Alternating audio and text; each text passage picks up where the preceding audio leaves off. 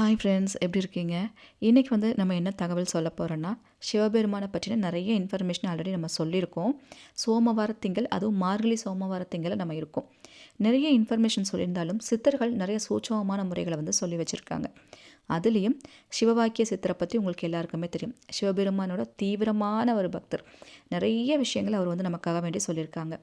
அப்படி சிவவாக்கியர் சொன்ன முக்கியமான விஷயங்களில் இன்றைக்கி நம்ம சொல்ல போகிற ஒரு விஷயமும் ரொம்ப ரொம்ப முக்கியமானது அப்படிங்கிற மாதிரி சொல்லியிருக்காங்க.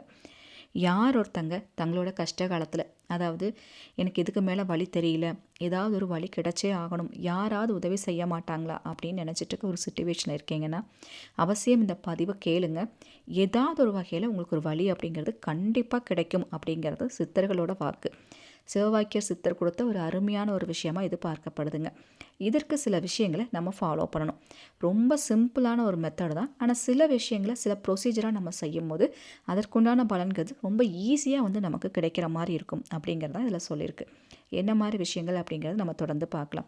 வீடியோ ஃபுல்லாக ஸ்கிப் பண்ணாமல் பாருங்கள். அப்போ தான் முக்கியமான சில தகவல் எல்லாம் உங்களுக்கு புரியும். நம்ம வீடியோக்கு புதுசாக இருந்தால் மறக்காமல் சப்ஸ்கிரைப் பண்ணி வச்சுக்கோங்க. அப்போ தான் இது மாதிரி பதிவெல்லாம் உங்களுக்கு நோட்டிஃபிகேஷனாக வரும். இந்த பதிவு பிடிச்சிருந்தாலும் ஒரு லைக் கொடுங்க. இன்றைக்கி நம்ம சொல்ல போகிற விஷயத்துக்கு ஏதாவது பொருட்கள் வேணுமா, என்ன மாதிரியான ஒரு பொருட்கள் வேணும் அப்படிங்கிறத சொன்னால், இன்றைக்கி நம்ம சொல்ல போகிற ஒரு விஷயத்த வாய் விட்டு சொல்கிறனாலும் சொல்லலாம், அல்லது நீங்கள் எழுதுறனாலும் எழுதலாம். எழுதுறதா இருந்தால் நீங்கள் நோட்டு பேனா எடுத்து வச்சுக்கோங்க. ஒரு கோடு போடாத பேப்பர் அண்ட் ரெட் கலர் பேனா இல்லைன்னா பச்சை கலர் பேனா, இந்த ரெண்டில் ஏதாவது ஒரு கலர் இருந்தால் போதும். எழுதுறதா இருந்தால் இது யூஸ் பண்ணுங்கள். எழுதவெல்லாம் முடியாது, நான் வேலை செய்கிற ஆஃபீஸில் அதுக்கெலாம் அலோவ் பண்ண மாட்டாங்க, ஒர்க் பண்ணிகிட்டே நான் பண்ணுற மாதிரி ஏதாவது சொல்லுங்கன்னு கேட்டிங்கன்னா நீங்கள் இதை வாய் விட்டு நீங்கள் சொல்லலாம். இந்த விஷயத்தை நீங்கள் ஆஃபீஸில் இருந்தாலும் சரி, எந்த இடத்துலையா இருந்தாலும் இந்த ஒரே ஒரு விஷயத்தை வாய் விட்டு சொல்லலாம் அப்படிங்கிறது நம்மளோட சித்தர் அவர்கள் கொடுத்துருக்கார். சரிங்களா? இந்த முறை செய்கிறதுக்கு எதுவும் ரூல் இருக்கான்னா, கண்டிப்பாக இதை செய்யும் போது நான்வெஜ் சாப்பிடக்கூடாது. ஏன்னா சோமவார திங்களில் நம்ம செய்கிறது, அதுவும் மார்கழி சோமவார திங்களில் ஒரு தடவையாச்சும் இதை செய்கிறதுக்கு உங்களுக்கு ஒரு சான்ஸ் கிடச்சிங்கன்னா நீங்கள் செஞ்சீங்கன்னா நீங்கள் தான் மிகப்பெரிய ஒரு பாக்கியசாலி அப்படிங்கிற மாதிரி சில விஷயங்கள் கொடுத்துருக்காங்க. இதெல்லாம் ஒரே தடவையில் நிறைய பலன் கொடுக்கும் அப்படிங்கிற மாதிரியும் சொல்லி கொடுத்துருக்கனால இதை முடிஞ்ச அளவுக்கு சுத்தமாக செய்யணும். இது ஒரு விரதம் போல் ஃபாலோ பண்ணுற ஒரு மெத்தடுங்க.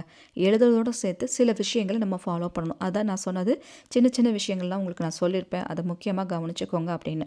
சோமவார திங்களுக்கு என்ன பவர் இருக்குன்னா, அம்பிகை அதாவது தேவி பராசக்தி அவங்க சோமவார விரதம் இருந்து பல விஷயங்களை அடைஞ்சிருக்காங்க அப்படிங்கிற மாதிரி நிறைய இருக்குது.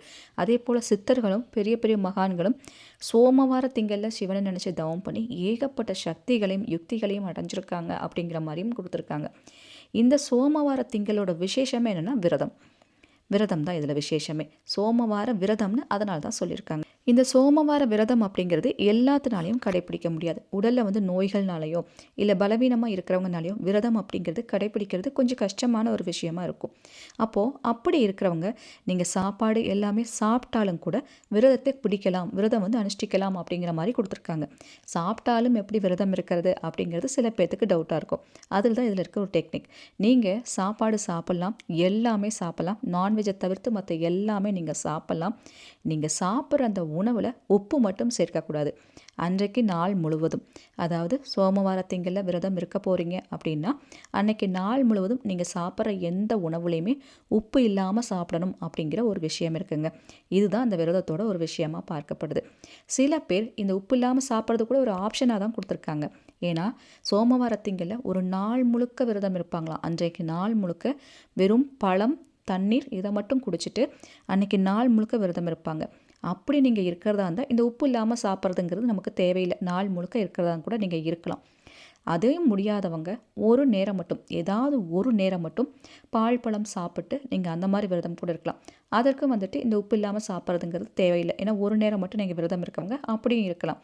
இது இரண்டுமே முடியாது, என்னால் விரதமெல்லாம் முடியவே முடியாது, எனக்கு ஹெல்த் இஷ்யூஸ் எல்லாம் இருக்குது அப்படின்னு நினைக்கிறவங்க நீங்கள் நாள் முழுக்க விரதம் இருக்கலாம். அந்த நாள் முழுக்க நீங்கள் எல்லாமே சாப்பிடலாம், ஆனால் உப்பு இல்லாமல் சாப்பிடணும் அப்படிங்கிற ஒரு விஷயம் இருக்குங்க.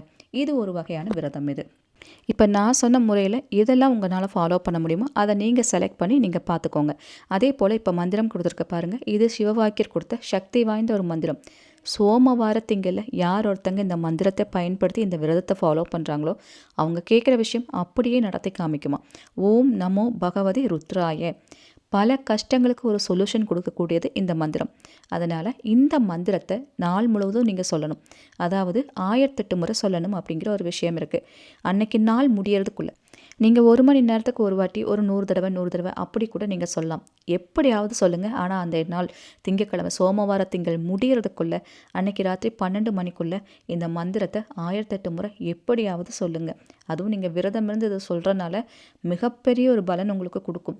ஒரே தடவையில் கொடுக்கும்.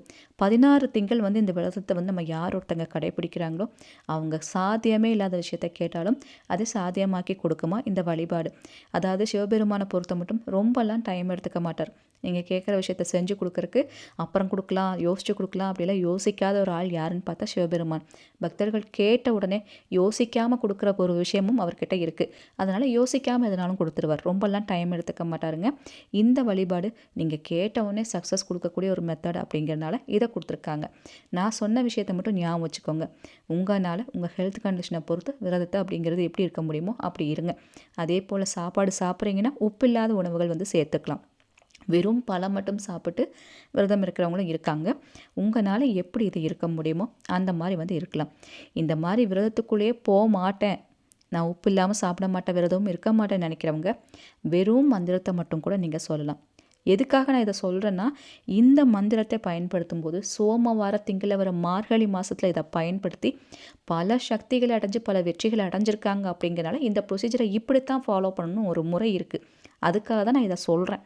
ஆனால் சில பேர்னால இதை அப்படியே ஃபாலோ பண்ண முடியாது. அப்படிங்கிறவங்க வெறும் இந்த மந்திரத்தை சொன்னாலும் அதற்குரிய பலன் அப்படிங்கிறது கைமேல் கிடைக்குங்க. அதனால் எப்படி உங்களால் முடியுமோ அந்த மாதிரி நீங்கள் ஃபாலோ பண்ணிக்கோங்க. ஏன்னா நிறைய பேர் பார்த்தீங்கன்னா நிறைய சித்தர்கள் குறிப்பில் கொடுத்துருக்கிறது, ஒரு நாள் முழுவதும் உப்பில்லாத உணவை சாப்பிட்டு ஒரு விரதம் மாதிரி கடைப்பிடிச்சி அதை செஞ்சவங்களுக்கு மிகப்பெரிய பலன்கள் எல்லாம் அடைஞ்சிருக்காங்க அப்படிங்கிற மாதிரி நிறைய சித்தர்கள் குறிப்பில் கொடுத்துருக்காங்க. நம்மளோட வராகமூர்த்தி சித்தரை அவர்களோட குறிப்பில் எவ்வளோ விஷயம் நான் சொல்லியிருக்கேன். சக்ஸஸ் ஆகிட்டே இருக்க தொடர்ந்து பண்ணிகிட்டே இருக்கீங்க. இதுவும் ஒரு வகையான முறை.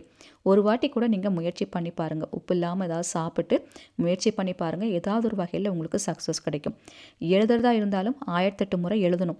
நீங்கள் நான் சொன்ன மாதிரி ஒரே இடத்துல உட்காந்து ஒரே தடவையில் எழுதணுங்கிறது கிடையாது. அன்றைய நாள் முடியறக்குள்ளே உங்களால் பிரித்து 50 தடவை 100 தடவை எப்படி எழுத முடியுமோ அந்த மாதிரி எழுதலாம். எப்படி நீங்கள் சொல்ல முடியுமோ அந்த மாதிரி சொல்லலாம். ஆனால் எப்படியாவது அன்றைய நாள் முடியறக்குள்ளே சொல்லிடுங்க. 1008 முறை சொல்லிட்டீங்கன்னா ஒரே தடவையில் இந்த மந்திரம் சித்தியாகி நீங்கள் கேட்குற விஷயத்த செஞ்சு முடிச்சிடும். அந்த மாதிரியான ஒரு பவர் இருக்க போய் தான் சிவவாக்கியர் இதை பர்டிகுலராக செய்யுங்க, சோமவார திங்களை இதை செய்யுங்க, மார்கழி மாதத்தில் யார் ஒருத்தங்க இதை செய்கிறாங்களோ அவங்க பாக்கியவான் புண்ணியசாலிகள் அப்படிங்கிற மாதிரி நிறைய விஷயங்கள் சிவவாக்கியர் சொல்லியிருக்காங்க. கரெக்டாக இந்த மெத்தட் படி ஃபாலோ பண்ணிங்கன்னா நிச்சயம் உங்களுக்கு வெற்றி அப்படிங்கிறது கிடைக்கும். கோவிலில் போய் கூட செய்யலாங்க. கோயிலுக்கு போக முடியாதவங்க நீங்கள் வாய் விட்டு மந்திரத்தை வேலை செய்கிற இடத்துல கூட நீங்கள் சொல்லலாம். இவ்வளவு தான். ரொம்ப ஈஸியான மெத்தட் தான். நீங்கள் இந்த 1008 முறை சொல்கிறதுங்கிறது தான் கொஞ்சம் உங்களுக்கு கஷ்டமாக இருக்க மாதிரி இருக்கும். ஆனால் ஒரு வாட்டி செஞ்சுட்டிங்கன்னா இதோட பவர் உங்களுக்கு எப்படி வேலை செய்யுதுங்கிறது தெரிஞ்சிருச்சுன்னா நீங்களே இதை விட மாட்டீங்க. இப்போ உங்களுக்கு புரிஞ்சிருக்கும்னு நினைக்கிறேன். இந்த பதிவு உங்களுக்கு பிடிச்சிருக்கு அப்படின்னா லைக் கொடுங்க, உங்கள் ஃப்ரெண்ட்ஸுக்கும் ஷேர் பண்ணுங்கள். இது போல் பல இன்ஃபர்மேஷன் சொல்கிறதுக்கு நான் காத்துட்டே இருக்கேன்.